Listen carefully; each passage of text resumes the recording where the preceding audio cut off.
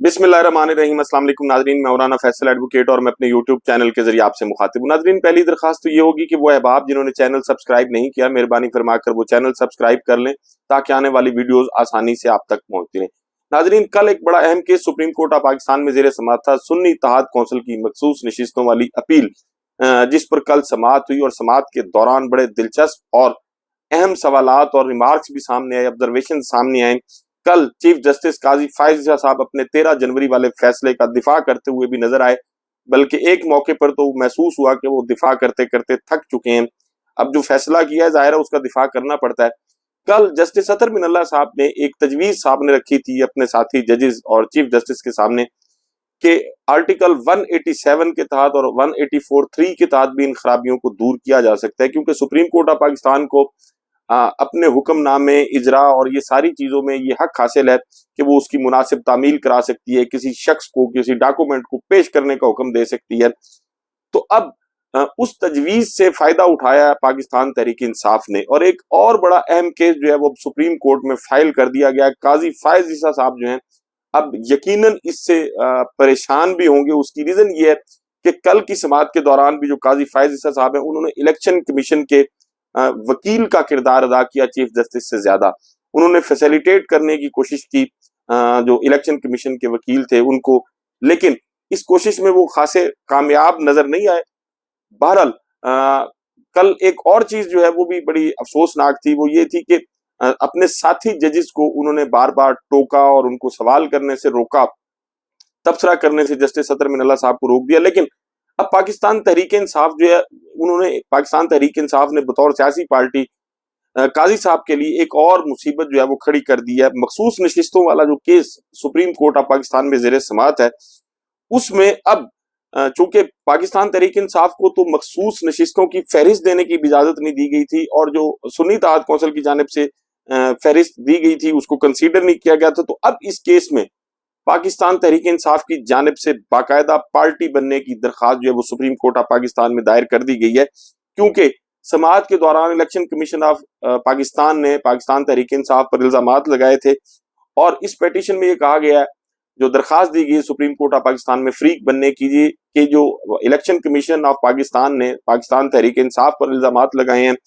वो हकायक के खिलाफ हैं, उनका हकीकत से कोई ताल्लुक नहीं है, वो हकायक के बरक्स हैं। इसलिए अब पाकिस्तान तहरीक इंसाफ को इस केस में फरीक बनाया जाए। अब जहां तक इस केस में फरीक का ताल्लुक है, अगर पाकिस्तान के आइन कानून या वो जो अखलाकी और कानूनी रिवायात है उसको सामने रखा जाए तो पाकिस्तान तहरीक इंसाफ जो है वो कानूनी तौर पर इस केस में फरीक बनने की अहल है। उसकी वजह यह है कि पार्लियामेंट में वो लोग जो पाकिस्तान तहरीक इंसाफ के हिमायत याफ्ता थे, जिनको आजाद उम्मीदवार डिक्लेयर किया बगैर किसी कानूनी और आईनी जवाज के इलेक्शन कमीशन ऑफ पाकिस्तान ने, वो चूंकि खासी तादाद में जीत के आए हैं और फिर उन्होंने बाद अज़ां सुन्नी इत्तेहाद कौंसिल में शमूलियत जो है वो की, लेकिन सुन्नी इत्तेहाद कौंसिल को शमूलियत के बावजूद जो है मखसूस नशिस्तों में जो उनका हिस्सा बनता था वो नहीं दिया गया। अब चूंकि असल इसमें जो मुतासरा फरीक है वो पाकिस्तान तहरीक इंसाफ है,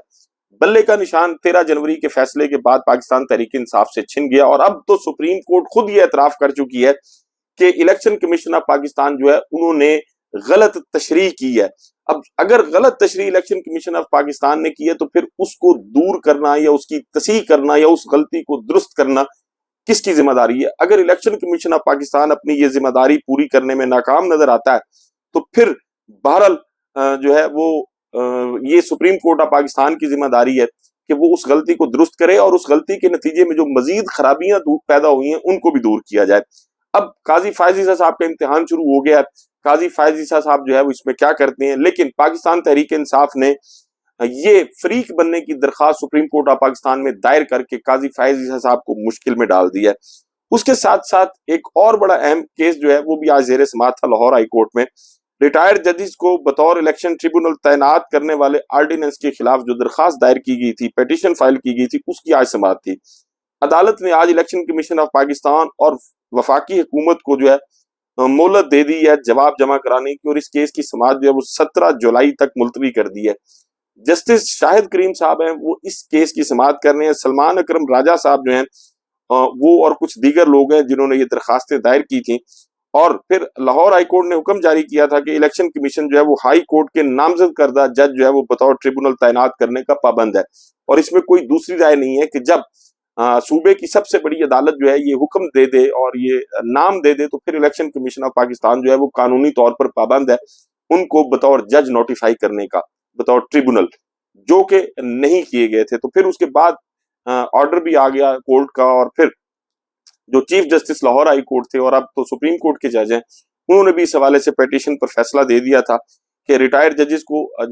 جو ہے وہ اس کی بجائے جو جن ججز کے نام دیے گئے تھے ان کو بطور ٹریبونل جو ہے وہ بطور ٹریبونل کام کریں گے۔ جہاں تک اس آرڈیننس کا تعلق ہے تو اس میں کوئی دوسری رائے نہیں ہے کہ یہ پاکستان کی ایک اعلیٰ عدالت کے فیصلے کو کمزور کرنے کے لیے اور اپنی من مانی جو مرضی کے نتائج ہیں وہ حاصل کرنے کے لیے لایا گیا تھا۔ پاکستان میں الیکشن میں جو جس وسیع پیمانے پر دھاندلی کی گئی، لوگوں کا مینڈیٹ چھینا گیا، آج اس کی توثیق جو ہے وہ ایوان نمائندگان امریکہ نے بھی کر دی ہے۔ آج ایک قرارداد پاس ہوئی ہے جس میں یہ کہا گیا ہے کہ جی پاکستان میں آزادانہ اور شفاف انتخابات کے حوالے سے جو دعویٰ کیا جاتا ہے اس کی تحقیقات کا کرایا جانا ضروری ہے۔ پاکستان میں انٹرنیٹ سروسز کی بندش، جبری گمشدگیاں، اغوا، سیاسی جو لوگوں سے وفاداریاں تبدیل کرائی گئی ہیں، اس حوالے سے جو ہے وہ انہوں نے تحقیقات کا مطالبہ کیا ہے۔ دفتر خارجہ نے اس پر اپنا رد عمل بھی دیا ہے کہ یہ پاکستان کے اس جو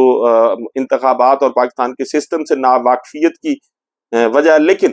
اس میں کوئی دوسری رائے نہیں ہے کہ ایوان نمائندگان اب چونکہ ایک بڑا ادارہ ہے اور اس کے 98% جو لوگ ہیں، جو ممبران ہیں، انہوں نے اس قرارداد کے حق میں ووٹ دیا ہے کہ پاکستان میں جو انتخابات ہوئے 8 فروری 2024 کو، ان کی جو ہے وہ پاکستان میں شفاف تحقیقات کرانا جو ہے یہ ضروری ہے۔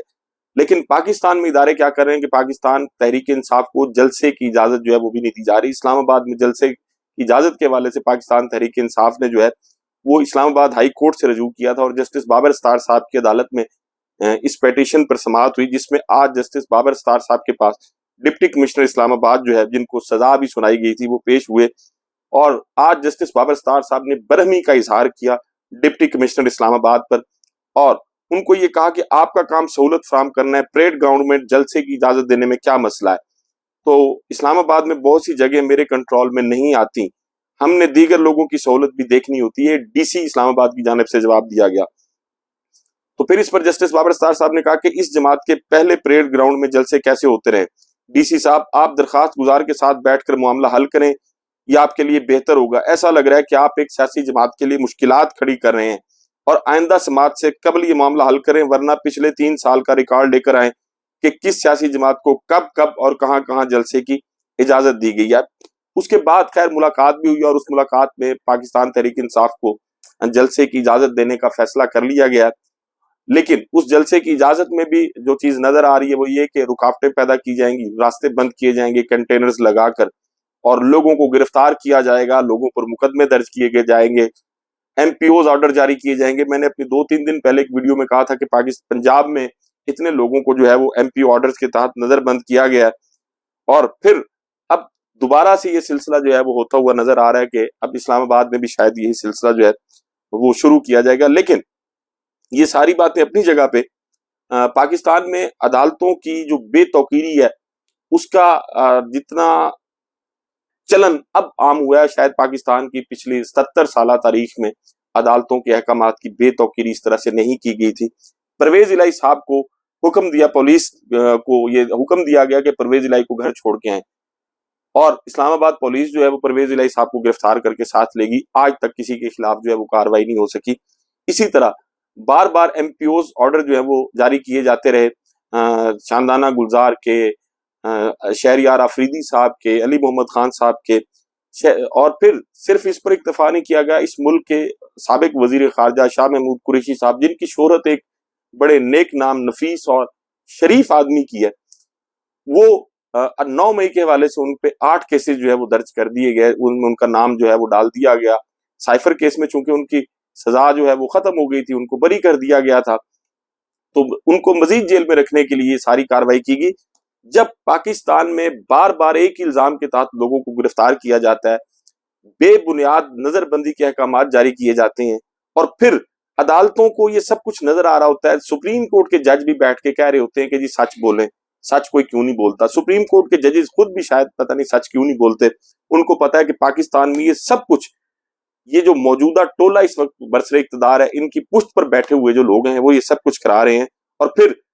सिर्फ ऐसा नहीं हो रहा, अब तो जजेस खुद जो है वो उन्होंने लेटर्स भी लिखे हैं। इस्लामाबाद हाई कोर्ट के 6 जजेस ने लेटर लिखा था कि जी हमें जो है वो अपने फैसले जो है वो आज़ादी से नहीं करने दिए जाते, हमारे मामलात में मुदाखलत की जाती है, वीडियोस बनाई जाती हैं, बल्कि एक जज के बहनोई को अगवा किया गया, उन पर तशद्दुद किया गया, उनकी वीडियो बनाई गई। लेकिन ये जो ताकतवर लोग हैं इनको कभी कभी समन जारी कर दिया जाता है, नोटिस जारी कर दिया जाता है, इनसे जवाब मांग लिया जाता है, लेकिन इससे ज्यादा अदालतों की शायद जुर्रत नहीं है, या अदालतों की औकात नहीं है, या वो खुद उनके अंदर इतना हौसला नहीं है कि इससे ज्यादा को ऑर्डर जारी करें। हाँ, जो पाकिस्तान में आम लोग हैं, जो वकला है, या जो पाकिस्तान में जो पाकिस्तान की पॉलिटिकल लीडरशिप जिसको हम कह सकते हैं, उनके खिलाफ जो है वो कंटेम्प्ट नोटिस भी जारी किए जाते हैं, उनको प्रोसीड भी किया जाता है, उनको सजाएं भी सुनाई जाती हैं। यूसुफ रजा गिलानी साहब को सजा सुनाई गई, नवाज शरीफ को हाईजैकिंग केस में सजा सुनाई गई, जुल्फकार अली भुट्टो साहब को फांसी दी गई। इसी तरह इमरान खान साहब को इद्दत में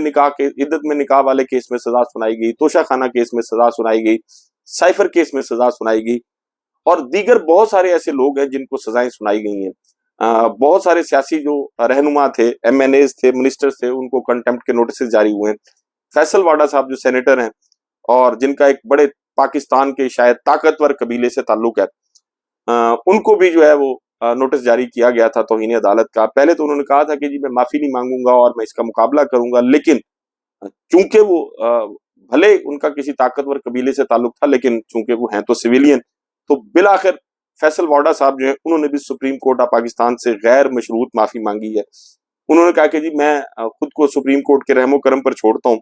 मेरे खिलाफ तौहीन अदालत की कार्रवाई खत्म की जाए। मेरी प्रेस कॉन्फ्रेंस से अगर अदलिया का वकार मजरू हुआ है तो मैं गैर मशरूत माफी मांगता हूँ। मेरी प्रेस कॉन्फ्रेंस का मकसद अदलिया की तौहीन नहीं था। अपने जवाब में उन्होंने कुरान और हदीस के मुख्तलिफ हवाले जो हैं वो भी दिए हैं, और सुप्रीम कोर्ट से ये इस्तदा की है कि जो तौहीन अदालत का उन्हें शोकाज नोटिस जारी किया गया उस नोटिस को वापस लिया जाए। अब इसके बाद बहरहाल ये अदालत की डिस्क्रिशन है कि वो इस जवाब को काफी समझते हुए नोटिस वापस लेती है या नहीं, लेकिन आम तौर पर होता यही है कि जब अनकंडीशनल अपोलोजाइज किया जाता है तो अदालतें जो है आमतौर पर नोटिस वापस ले लेती हैं। अगर तो ये नोटिस वापस लिया जाता है तो फिर लगेगा यही कि शायद किसी ताकतवर इदारे से ताल्लुक की वजह से या ताकतवर कबीले से ताल्लुक की वजह से ये नोटिस वापस लिया गया है। और अगर वापस नहीं लिया जाता, वो प्रोसीड किया जाता है उसको और सजा सुनाई जाती है, भले एक दिन की सजा सुनाई जाए, तो फिर भी जो सुप्रीम कोर्ट या हाई कोर्ट है उन पर ये बहरहाल बात जो है वो वाजे नजर आती है कि जी ये सिविलियन के साथ तो ऐसा सलूक होता है, लेकिन पाकिस्तान में जो ताकतवर लोग हैं उनके साथ जो है वो शायद कोई और कानून है उनके लिए। लेकिन एक अच्छी खबर आज ये भी आई है कि जरताज गुल का नाम ECL में डाला गया था, तो आज जस्टिस तारिक महमूद जहांगीरी साहब ने अटार्नी जनरल साहब को खासा बरहमी का इजहार भी किया, और उन्होंने ये कहा कि जी किसी अगवा बराए तावान गैंग रेप वालों का जो केस है वो नहीं आया, सब मेंबरान असम्बली के केसेस आ रहे हैं कि जी झूठे इल्जामात हैं, तबाह काबिल जमानत हैं, और आप नाम जो है वो ECL में डाल देते हैं। अभी नाम निकालें, अगर नहीं निकालेंगे तो फिर उनको भी बुलाएंगे जो मंजूरी देते हैं, और जरताज गुल का नाम जो है वो एग्जिट कंट्रोल लिस्ट से निकालने का हुक्म जो है वो जारी कर दिया। और उन्होंने ये भी कहा कि पाकिस्तान में चूंकि आपको पता है कि जो पाकिस्तान तहरीक इंसाफ के MNAs हैं उनको जो है वो उनके नाम भी डाल दिए जाते हैं ECL में, और फिर जो है वो उनके खिलाफ मुकदमात भी कायम किए जाते हैं। तो उन्होंने कहा कि जी दहशतगर्दों को आप डालते नहीं हैं, अरकान असम्बली के नाम जो है वो डालते हैं, एक सियासी रहनुमा रैली निकालता है तो आप उसका नाम ECL में डाल देते हैं। और अब जो है उनको भी बुलाएंगे कि जो आपको ECL में नाम डालने की सिफारिश करते हैं, पता नहीं कब बुलाएंगे और कब उन लोगों के खिलाफ कार्रवाई होगी। हमारी आंखें शायद वो कार्रवाई देख सकती हैं या नहीं, लेकिन एक वक्त आएगा जब पाकिस्तान में हर कानून और आइन शिकन जो है वो एक दिन होगा जब उसको बहरहाल जेल की सलाखों के पीछे डाला जाएगा। नाजरीन, आपसे मुलाकात होगी अगली वीडियो में। अपना और अपने इर्द गिर्द के लोगों का बहुत ख्याल रखिएगा। अल्लाह हाफिज।